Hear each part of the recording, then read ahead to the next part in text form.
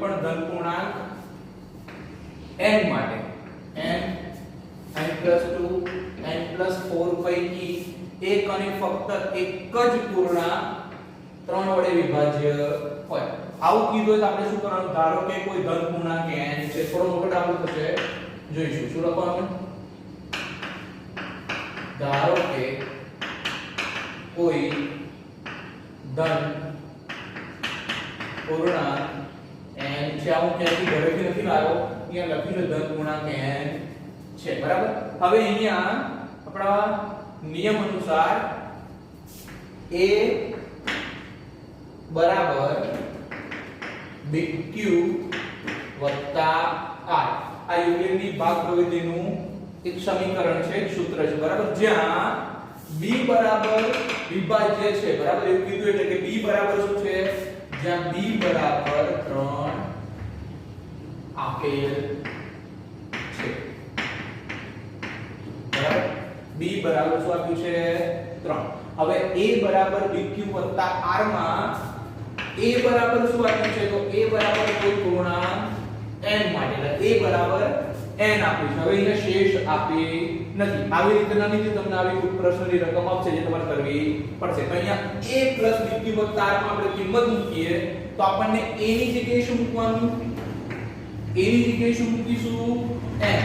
b ની જગ્યાએ શું મૂકીશું? 3 q વત્તા r, બરાબર. n બરાબર 3q વત્તા r થશે. હવે તમારા r ની કિંમત અહીંયા તમને સમજ પડવી જોઈએ. તો અહીંયા r ની કિંમત એટલે કે શેષની કિંમત તમારે શું આવે? તો શેષની કિંમત હંમેશા 0 થી મોટી અને અહીંયા બાઉન્ડ્રી આપી દીધી છે 3 થી નાની આવશે, જેને સાંકેતિક સ્વરૂપમાં લખો તો આપણે આવું લખીશું તો 0 r less than b. અહીંયા less than equal to ના લખી શકાય, 3 ના આવે, 3 થી નાની જ આવે અને 0 થી મોટી આવશે. તો અહીંયા આપણે કહી શકીએ કે આપણી જે રિમાઇન્ડર છે 0 ની અરે શેષની કિંમત છે r બરાબર આપણને શું મળી શકે? 0 મળી શકે, 1 મળી શકે અને 2 મળી શકે, 3 થી નાની મળી શકે. હવે આપણે આનો ઉપયોગ કરીને આપણે દાખલો કરીશું, બરાબર. તો અહીંયા શું કરીશું? આપણે પહેલા આપણે લઈશું n બરાબર 3q વત્તા r, જે r બરાબર શું લઈશું? 0. તો અહીંયા હું ગણું છું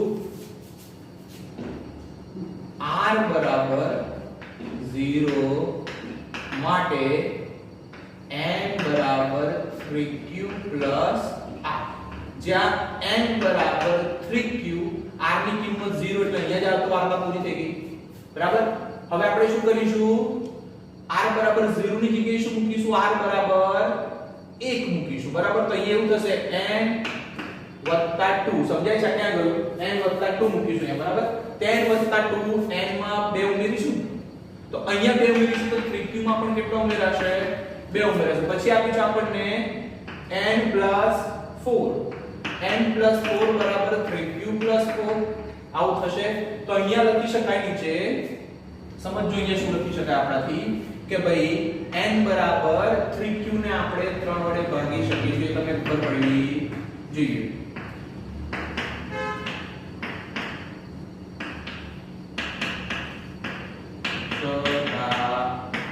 બરાબર, ઈઝી. અહીંયા n બરાબર 3q ને આપણે 3 વડે ભાગી શકીશું, 3q + 2 અને 3q + 4 ને ભાગી શકીશું નહીં. મતલબ કે એક સાબિતી આવી ગઈ કે ભાઈ n માટે આપણે એક જ શેષથી ભાગી શકીએ છીએ, બીજાથી ભાગી શકતા નથી. આપણે એ જ સાબિત કરવાનું છે. પછી આપણે શું મૂકીશું? r બરાબર 1 માટે. તો અહીંયા r બરાબર 1 માટે બી આપણે એક વસ્તુ કરીશું, n બરાબર 3q + r. તો અહીંયા શું થશે? n બરાબર 3q + r ની જગ્યાએ શું મૂકીશું? 1. હવે અહીંયા મૂકીશું n + 2, આ તો n + 2 બરાબર 3q + 2 માં હજુ એક શેષ વધેલો કેટલી આવે? 3q + આ 2 ને 1 કેટલા થાય? 3. સ્ટેપ લાંબુ ના થાય એના માટે અહીંયા ટૂંકમાં બતાવી દઉં છું, બરાબર. અહીંયા આપણે લખી શકીએ કે n + 2 બરાબર અહીંયા 3 કોમન નીકળી જાય અને q + 1 વધે, જે ખરેખર 3 વડે વિભાજ્ય છે. આવા ફોર્મેટમાં આવે એટલે વિભાજ્ય હોય. જો આપણને આપ્યું છે n + 4 બરાબર 3q + 5 થશે. યસ ઓર નો? શું થશે? 5. એટલે 4 + 1 5 તો અહીંયા જોઈ શકીએ છીએ કે n plus 2 બરાબર 3 q plus 1 એ 3 વડે વિભાજ્ય છે. તો અહીંયા લખવાનું માટે n plus 2 બરાબર 3 in bracket q plus 1 એ 3 વડે વિભાજ્ય છે. હવે આગળ જોઈશું r બરાબર 2 માટે. તમે અહીંયા પણ જોઈ શકો છો કે બધું કર્યું તે એક જ સંખ્યા હતી જે વિભાજ્ય થઈ. અહીંયા પણ એક જ સંખ્યા વિભાજ્ય થઈ. હવે r બરાબર 2 માટે તો n બરાબર 3q r બરાબર n ની જગ્યાએ એમ જ 3q પણ એમ ને r ની જગ્યાએ કિંમત શું થશે 2. હવે શું કરીશું n 2 બરાબર 3q અહીંયા થશે n 2 બરાબર 3q 4 પછી થશે n 4 બરાબર 3q 6 અહીંયા કોમન નીકળી શકે છે n 4 બરાબર 3 ઇન બ્રેકેટ q 2. અહીંયા તમને સમજવામાં આવશે આ ફોર્મેટમાં આવી ગયા મેં તમને કીધું તો એ તમારો વિભાજ્ય બની શકે. તો અહીંયા બી વળી પાછું લખીશું કે n 4 is equal to bracket q 2 એ 3 વડે વિભાજ્ય છે. આથી કહી શકાય કે કોઈ પણ ધન પૂર્ણાંક n માટે n n+1 અને n+4 પૈકી એક અને ફક્ત એક જ પૂર્ણાંક 3 વડે વિભાજ્ય થઈ શકે. બરાબર? 3 ક્રમિક ધન પૂર્ણાંકોનો ગુણાકાર 6 વડે વિભાજ્ય છે. 3 ક્રમિક ધન પૂર્ણાંકો પહેલા તો આપણે 3 ક્રમિક ધન પૂર્ણાંકો અહીંયા આપ્યા નથી, આપણે શોધવા પડશે, ધારવા પડશે. એટલે ધારવા કરવા ના હોય 3 ક્રમિક ધન પૂર્ણાંકો એથી ચાલુ થાય અને પછીના 3 શેષ ઉમેરીને આપણે એડ કરવાના. તો અહીંયા લખવાનું ધારો કે 3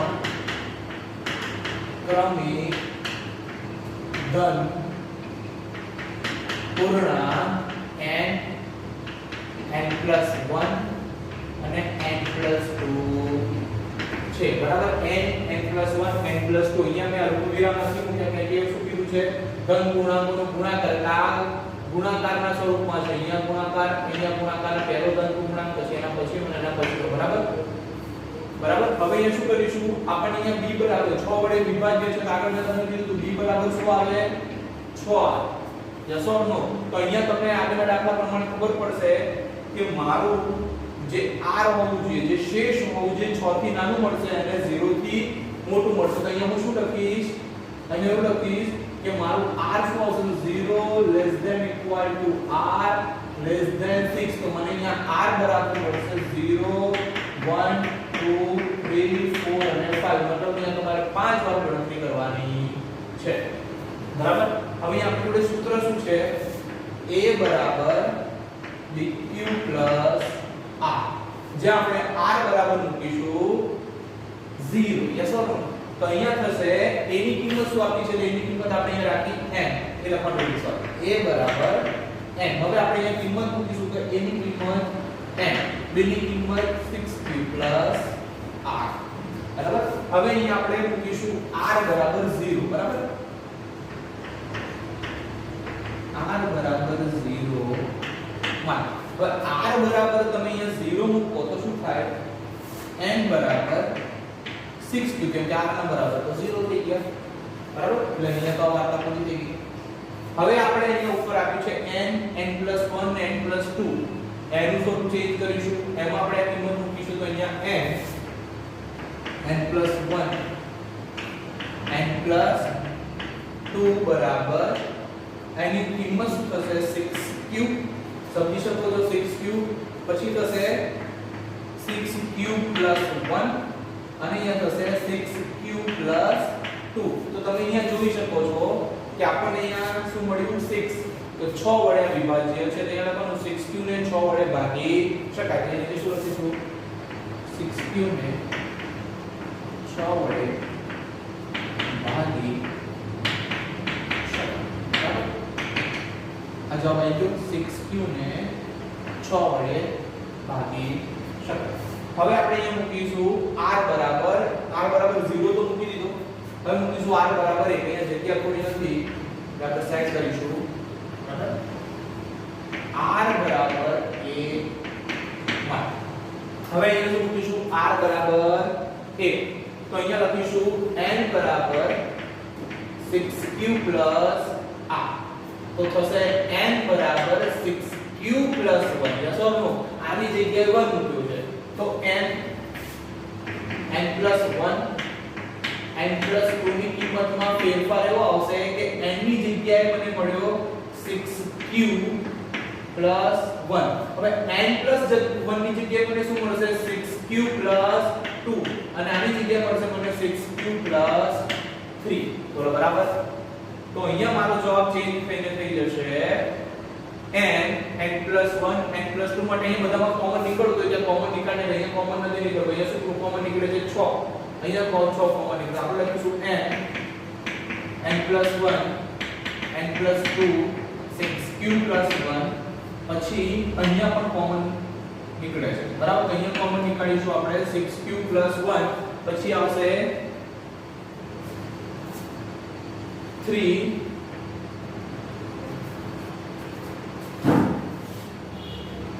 બરાબર અહીંયા 6q 1 માંથી કઈ કોમન નથી નીકળતો અહીંયા શું નીકળશે અહીંયા કોમન નીકળશે 2 તો આપણે કેવી રીતના લખીશું 6q 1 પછી કોમન અહીંયા લખીશું 2 તો અહીંયા થઈ જશે 3q 1 પછી આમાંથી કોમન નીકળશે 3 અને અહીંયા થઈ જશે 2q 1 તો અહીંયા તમે જોઈ શકો છો n n+1 n+2 અહીંયા થશે 3 ગુણે 6 પછી વધ્યું છે 6q 1 3q 1 અને 2q 1 જે 6 ને ભાગી શકાય તો અહીંયા પણ લખીશું આપણે અહીંયા નીચે લખીશું કે જે 6 વડે વિભાજ્ય છે જે 6 વડે ભાગી શકાય બરાબર હજુ આપણો નથી પૂરો થયો હજુ તો r બરાબર 1 જ પહોંચ્યા છીએ r બરાબર 0 અહીંયા ગણ્યો r બરાબર 1 અહીંયા ગણ્યો હજુ તો આપણે r બરાબર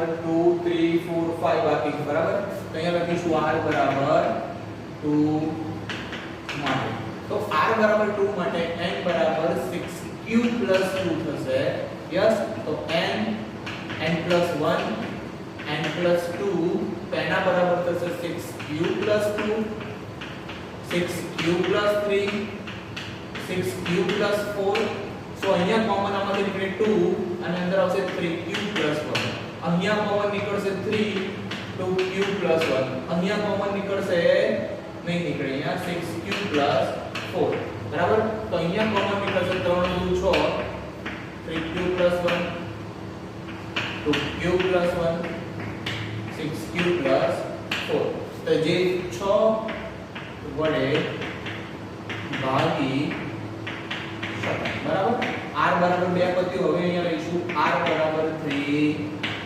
માટે r બરાબર 3 માટે અહીંયા તમે દાખલો ગણવા માટે જશો તો તમારે એવું થશે n બરાબર 6q 3 અહીંયા થશે n બરાબર 6q 3 જ્યાં n+1 n+2 એના બરાબર થશે 6q 3 6q 4 6q 5 અહીંયા કોમન કાઢવાની કોશિશ કરો તો તમને અહીંયા કોમન નીકળશે 3 2q 1 અહીંયા કોમન નીકળવાની કોશિશ કરશો તો 2 3q 2 અને અહીંયા કશું કોમન નીકળશે નહીં તો 3 ગુણ અહીંયા આગળ થયું 6 2q 1 3q 2 6q 5 અહીંયા પણ લખી શકીશું 6 વડે ભાગી શકાય અહીંયા બધું r બરાબર 3 હજુ લેવાનું છે r બરાબર 4 અને r બરાબર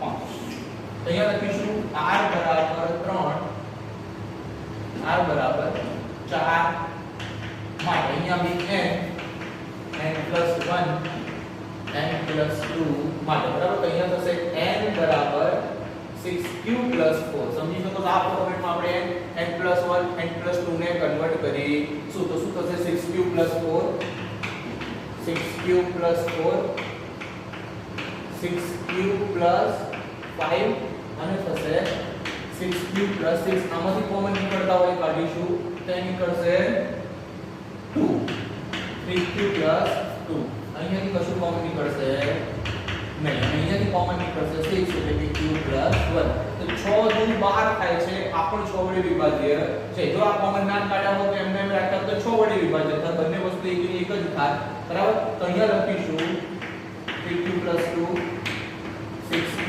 + 5 અને q + 1 જે 6 વડે ભાગી શકાય. અહીંયા તમારે આમ ના ગણવું હોય ને તમે આમ ગણતા હો તો પણ ચાલે. આપણે પેટર્ન રેગ્યુલર ચેન્જ કરીશું, બરાબર. આપણે સાચું તો તમે કરી શકો છો. 6q + 4 6q + 5 અને 6q + 6, બરાબર. તો અહીંયાથી કોમન કાઢવાની કોશિશ કરીશું. 6q પ્લસ બધામાંથી 6q તો આમ જો જનરલી કોમન છે, જેમાંથી 6q ના કાઢીએ અને એમ નથી કે 6q + 4 6q + 5, આમાંથી જ કોમન કાઢીએ 6q + 1 તો બને શું 6 અને 6q + 4 6q + 5 અને q + 1 જે 6 વડે વિભાજ્ય એટલે તો વિભાજ્ય તો એને ભાગી શકાય. અને છેલ્લે આવશે r બરાબર 5 માટે છેલ્લો દાખલો r બરાબર 5 માટે n બરાબર 6q + 5 જ્યાં n + 1 n + 2 બરાબર શું થશે તો 6q + 5 6q + 6 અને થશે 6q + 7. ઓકે, આમાંથી જે કોમન નીકળે તે આપણે કોમન કાઢીશું. તો પહેલામાંથી તો કઈ કોમન નીકળે નહીં એટલે 6q + 5. બીજામાંથી 6 કોમન નીકળશે q + 1 અને ત્રીજામાંથી 6q + 7 માંથી કશું કોમન નીકળે નહીં એટલે કે માને 6 6q + 5 q + 1 q + 7 તો આને પણ 6 વડે ભાગી શકાય. ફરીથી જોઈ લઈશું આપણે. અહીંયા આપણી શેષ શું હતી 0 1 2 3 4 5. એકવાર 0 મૂકીને દાખલો ગણ્યો, 1 મૂકીને 2 મૂકીને 3 મૂકીને 4 મૂકીને અને 5 મૂકીને રાઉન્ડ કરું એટલે તમને ખ્યાલ આવે, બરાબર.